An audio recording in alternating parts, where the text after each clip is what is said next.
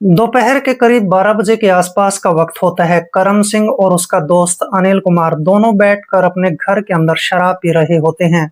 उसी दौरान उस घर के अंदर एक महिला आती है जिसकी उम्र 38 साल की होती है। इस महिला का नाम रीना होता है। रीना देखने में बेहद खूबसूरत, सुंदर और जवान औरत होती है। रीना ने आज बड़ी पतली सी पारदर्शक साड़ी भी पहन रखी थी जिसमें से उसका शरीर, उसकी सुंदरता, उसके शरीर की बनावट करम सिंह को दिखाई दे जाती है। इसके बाद ये महिला रीना देवी सीधे ही रसोई के अंदर चली जाती है, खाना तैयार करने लगती है। लेकिन आधे घंटे का वक्त बीतने के बाद करम सिंह और उसका दोस्त अनिल कुमार दोनों ही इस महिला के पास रसोई के अंदर जाते हैं और इस महिला को वहीं से उठा लिया जाता है। उठाने के बाद ये दोनों ही इसको बेडरूम में लेकर चले जाते हैं और बेडरूम में ले जाने के बाद इस महिला के हाथ पैर बांध दिए जाते हैं और इसके सारे कपड़े फाड़ दिए जाते हैं।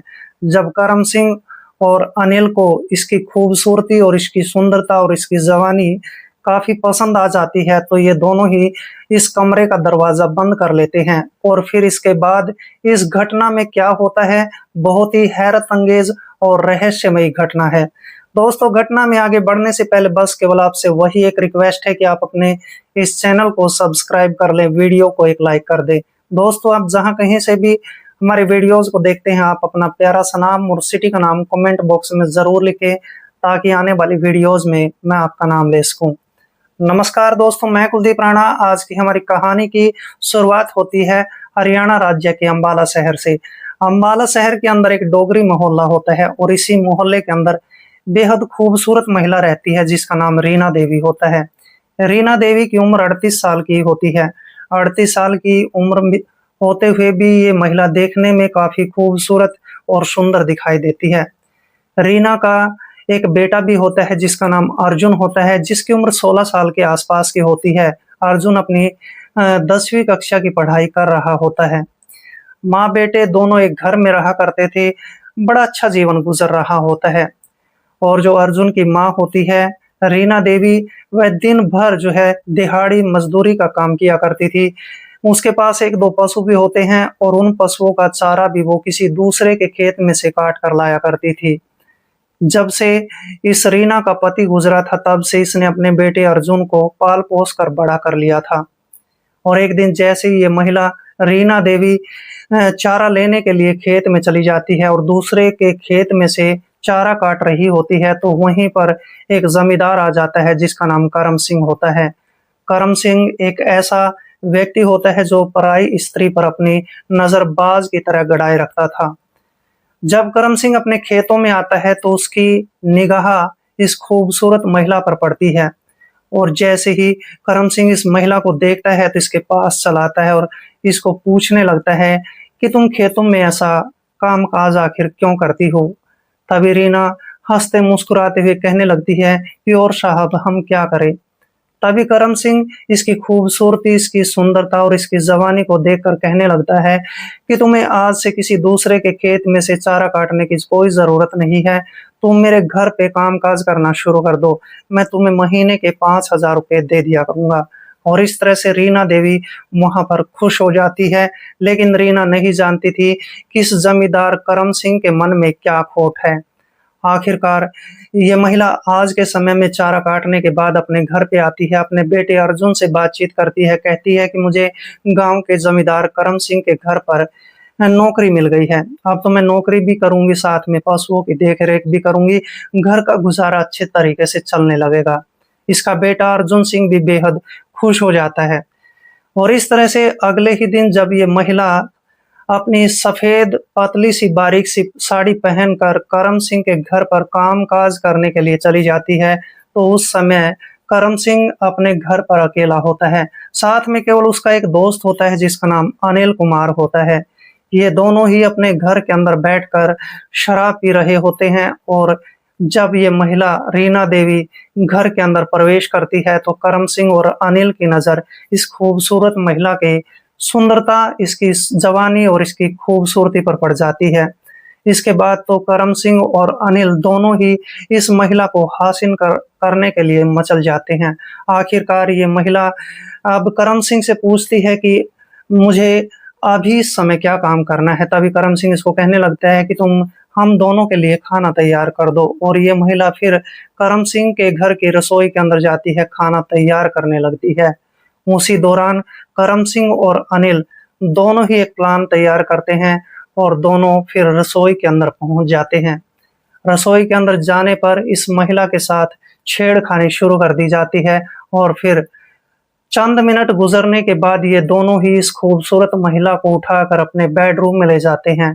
सबसे पहले इसके मुंह में कपड़ा ठूस दिया जाता है ताकि ये चिल्ला ना सके, और इसके बाद इस महिला को बांध दिया जाता है। फिर इसके कपड़े फाड़ दिए जाते हैं और कपड़े फाड़ने के बाद जब ये महिला नग्न अवस्था में हो जाती है तो फिर करम सिंह और अनिल की नीयत और भी खराब हो जाती है।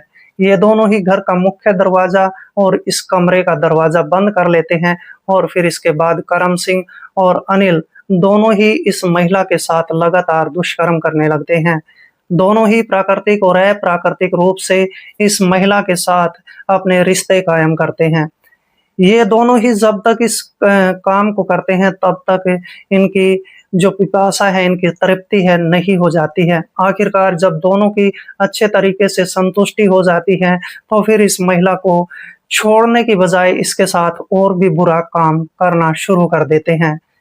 अनिल अपने मोबाइल फोन से इसकी एक नग्न वीडियो, अश्लील वीडियो बनाता है और वो वीडियो जब बनकर तैयार हो जाती है तो फिर इस महिला को दिखाई जाती है और इसको कहा जाता है कि तुमने अगर किसी के सामने कुछ बताने की कोशिश की तो इस वीडियो को इंटरनेट पर वायरल कर दिया जाएगा, फिर पूरा देश इस वीडियो को देखेगा। वहां पर रीना देवी घबरा जाती है, डर जाती है।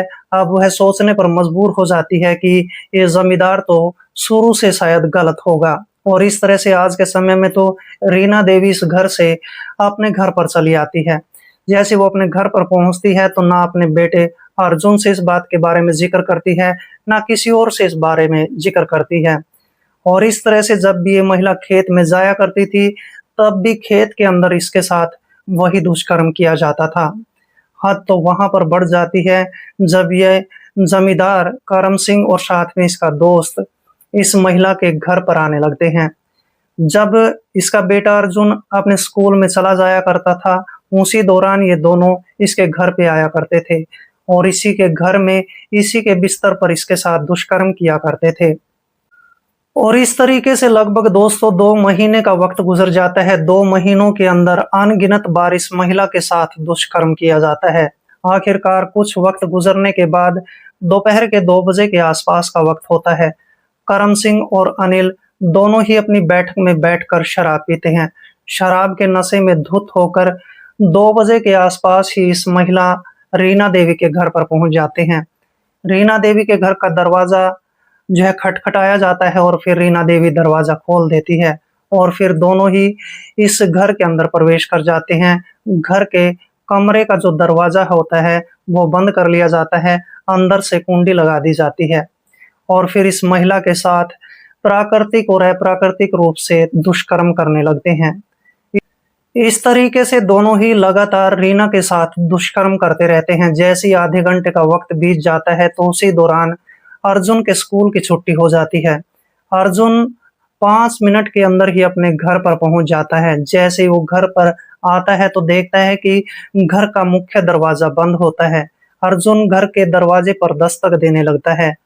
दरवाजा 5 मिनट के बाद खोला जाता है और इसके बाद अनिल और साथ में उसका दोस्त करम सिंह, ये दोनों ही अपने कपड़े संभालते हुए इस घर से बाहर निकलते हैं। जैसे ही अर्जुन घर के अंदर प्रवेश करता है तो देखता है कि उसकी मां रीना देवी अपने कपड़ों को ठीक कर रही होती है। अर्जुन ऐसी पोजीशन, ऐसी स्थिति को देखकर तुरंत समझ जाता है कि उसकी मां गलत काम करने लगी है। अर्जुन से ये सब बातें बर्दाश्त नहीं होती है। उसी समय अर्जुन अपनी मां को कहने लगता है कि मां, ये जो काम है कितने दिनों से चल रहा है, तुमने इन दोनों से आखिरकार कितने पैसे लिए हैं। जैसे ही रीना देवी इन बातों को सुनती है तो वह रोने लगती है, गिड़गिड़ाने लगती है। रोते हुए, गिड़गिड़ाते हुए अपने बेटे अर्जुन को पूरी कहानी जो है शुरू से आखिर तक बता देती है और वो कहती है कि इन दोनों ने जो है मेरी एक अश्लील वीडियो भी बनाई है और इन दोनों के पास है, दोनों ही उस वीडियो को वायरल करने वाले हैं। और ये काम आज से नहीं, मेरे साथ पिछले 2 महीने से हो रहा है। अर्जुन जैसे ही अपनी माँ की पूरी कहानी को सुनता है तो गुस्से से पागल हो जाता है, आग बबूला हो जाता है। तुरंत एक सरिया उठाता है और दोनों के पीछे-पीछे चल पड़ता है।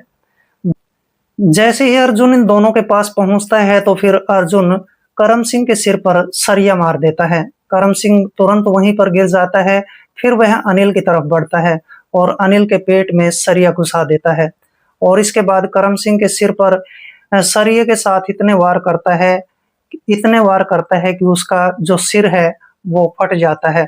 और फिर जैसे ही करम सिंह अपना प्राण छोड़ देता है, यानी उसकी मौत हो जाती है, तो फिर अनिल के सिर पर भी बहुत सारे सरिये मारे जाते हैं।